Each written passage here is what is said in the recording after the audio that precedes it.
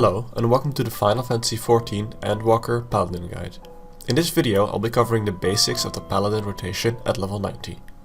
This video will talk about the DPS rotation of Paladin and all of its utility. It will not cover how to manage your enmity or how to properly use said mitigation.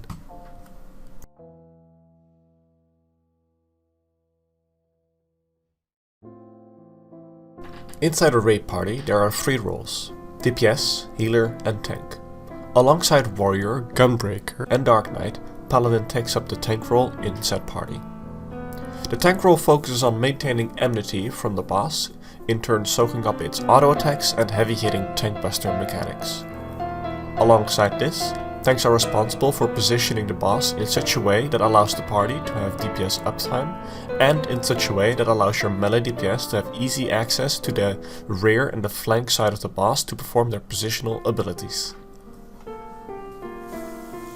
As a paladin, you combine magical spells, your sword and your shield to become a powerful and supportive tank, bringing in heavy mitigation abilities and a ranged DPS phase in its rotation.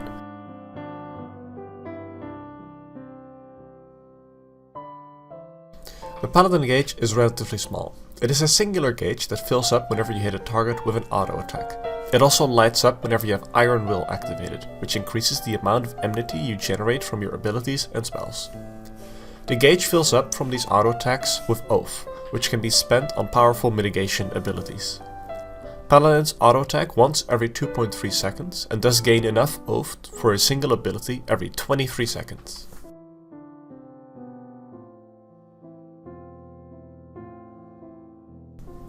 Since Paladin is a tank, it has access to a lot of non-DPS related actions. I will cover those later, as I first wish to talk about the DPS abilities and rotation. Paladin's rotation is static and revolves around creating procs for use inside of your damage increasing buff every 60 seconds. You gain access to a 1-2-3 combo with 2 different finishers. The first part of this combo is called Fast Blade, a GCD with a low potency. The second part is called Riot Blade. When following Fast Blade up, its potency is increased and restores some mana points. The third part of the combo can be spent on either Goring Blade or Royal Authority. Goring Blade applies a damage over time debuff to the target for 21 seconds. Royal Authority deals a moderate amount of damage if following up Riot Blade and grants you 3 stacks of the Sword Oath buff. These Sword Oath stacks can be spent on Atonement, a moderately hard-hitting ability that restores mana points when used. Fight or Flight is an off-global ability that grants you a 25-second buff that increases your damage dealt by 25%. Try to always weave this late in your GCD to ensure 11 GCDs fit into the buff. This damage increase can be snapshotted by your dot applications. Expiation is an off-global ability that deals high damage to the first target and moderate damage to any targets nearby. It also restores some mana points. Simply use this ability on cooldown after your opener. Circle of Scorn is an off-global ability that deals a low amount of damage to all enemies around you, but also applies a 50-second dot to all of them. Simply use this ability on cooldown after your opener. Intervene is an off-global gap closer, which also does a small amount of damage. This ability is usually pooled for usage inside of Fight or Flight. Requiescat is an off-global ability that grants you 5 stacks of Requiescat. Each can be spent on an instant cast Holy Spirit, which when done has increased potency. You can also spend them on Confiteor, however this consumes all of your Requiescat charges. Thus, stacks will almost always be spent on 4 Holy Spirit casts and then 1 Confiteor cast. Holy Spirit can also be cast without Requiescat, however it then has a cast time and much lower potency. After all Requiescat charges have been spent, the Confiteor button upgrades into a 1-2-3 combo, which all hit hard and heal you. It starts off with Blade of Faith, then it does Blade of Truth, and finally it uses Blade of Valor, which also applies a dot. It is worth noting that the dot from Goring Blade and Blade of Valor do not stack and only one can be applied to the enemy at a time. However, this should not be an issue if you adhere to the rotation loop mentioned later in this guide. For AoE, start using Holy Circle instead of Holy Spirit on 2 or more targets. Holy Circle can also be made instant cast by spending Requiescat stacks on it. On 3 or more targets, replace your 1-2-3 combo with the 1-2 combo Total Eclipse and Providence. If you're ever in a situation where you cannot stand and cast Holy Spirit and you're out of Requiescent charges, then you can use Shield Lob to maintain uptime. It is worth noting that Shield Lob barely does any damage, and despite it being instant cast, you should prioritize slide casting with Holy Spirit whenever possible, as it deals almost triple damage.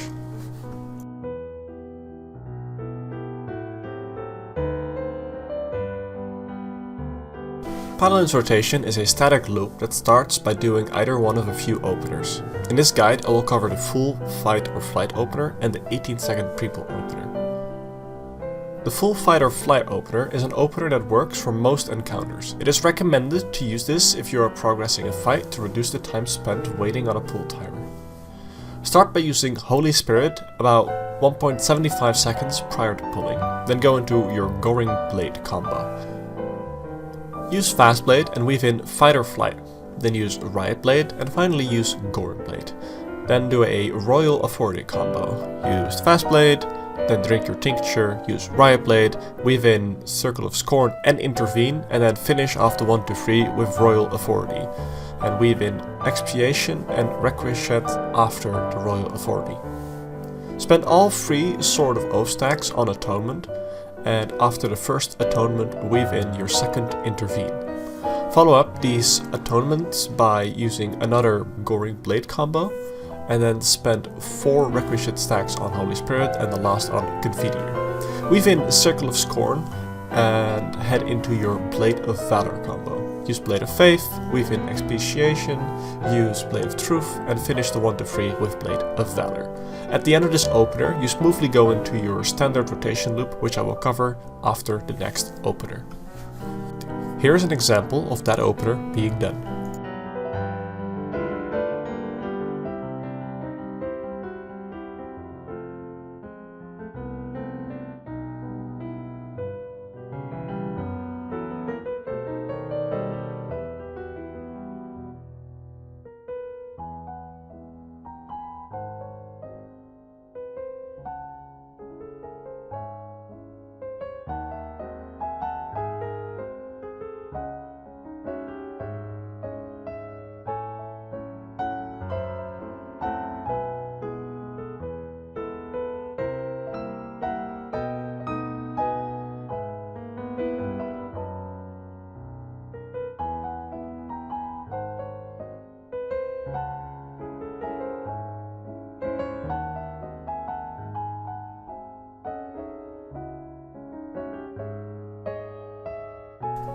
The 18-second pre-pull opener focuses on putting the bulk for opener damage early. It is good for a lot of different kill times. Start by using Fight or Flight 18 seconds before the pull. This can also be 19 seconds for people with higher skill speed. Drink your Tincture 4 seconds before the pull, and use your Holy Spirit 1.75 seconds before the pull. Start by using Intervene and rush towards the boss.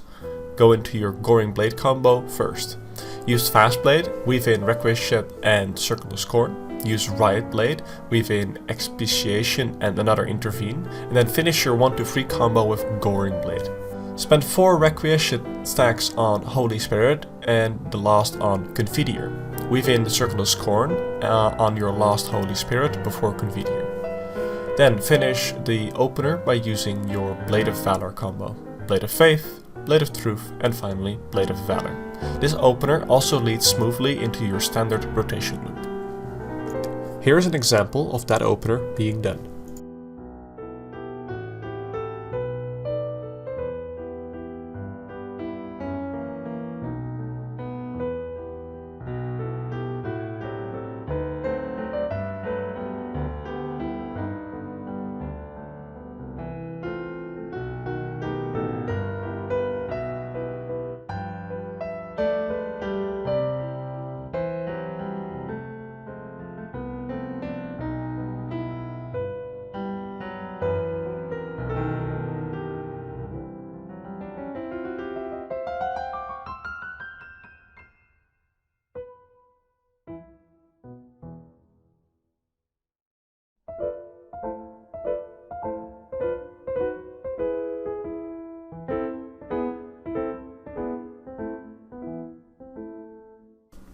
A standard rotation loop is a loop of 61 seconds that Paladins can rotate through on repeat after their opener.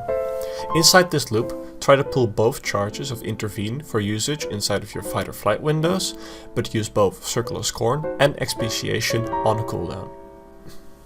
The loop starts off after a Blade of Valor by using your Royal Authority combo. Fast Blade, Riot Blade and Royal Authority. Use only 2 Atonements and then enter your Goring Blade combo. After Fast Blade, weave in Fight or Flight, then use Riot Blade and Goring Blade. Use another Royal Authority combo and weave in Requiescat after the Riot Blade in this combo. Use all 3 Atonement charges and do another Goring Blade combo. Then spend 4 Requiescat stacks on Holy Spirit and the last on Confiteor. Finish off the loop by using your Blade of Valor combo, Blade of Faith, Blade of Truth and finally Blade of Valor. From here on out, you can repeat the loop by using your Royal Authority combo again. Here's an example of the loop being done.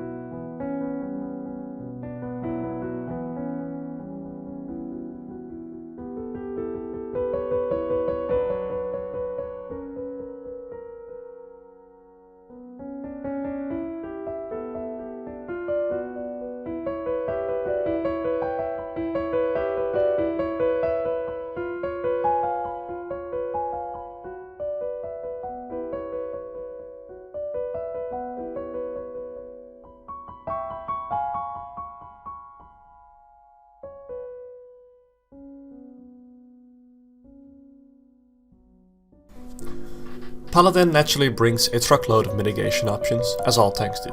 However, Paladin has one less personal mitigation ability, which it trades in for extra raid-wide mitigation. Paladin also is the only tank with a shield and therefore gains the ability to block damage. Blocking has a 30% chance to reduce the damage taken from anything by 20%. This chance can be increased by other abilities. Paladin has access to the following personal mitigation abilities.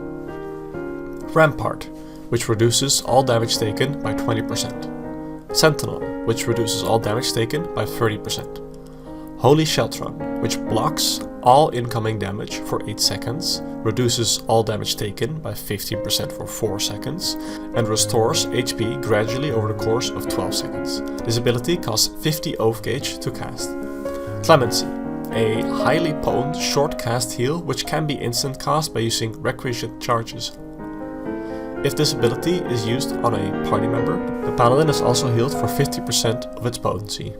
This ability is great for helping your party recover from mistakes. Hallowed Ground is your invulnerability. Using this makes you invulnerable to taking damage for the next 10 seconds. Reprisal applies a debuff on all enemies around you that decreases their damage done by 10%. Alongside these abilities, Paladin gains access to 2 raid-wide mitigations. Passage of Arms is a channeling ability which increases your block rate to 100% and creates a cone behind you in which party members take 15% reduced damage. You are able to flash this ability and instantly interrupt it to continue your rotation. Doing so will still grant the buff to the party for 5 seconds. This ability is mostly used for mitigation on your raid and not for personal mitigation.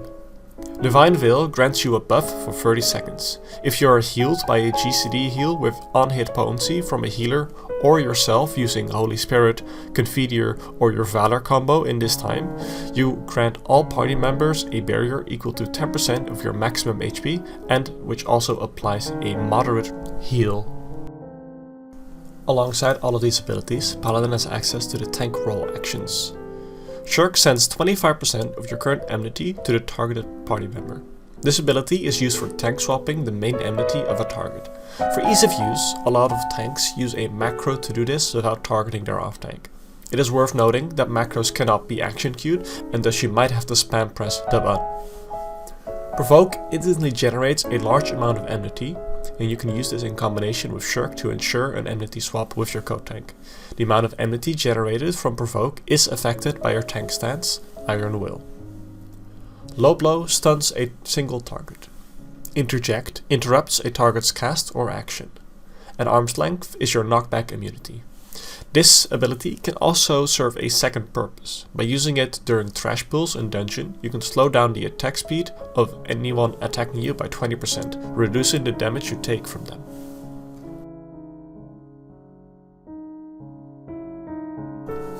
There are a few things I wish to mention that didn't fit into any specific category, but that I still believe are important to mention.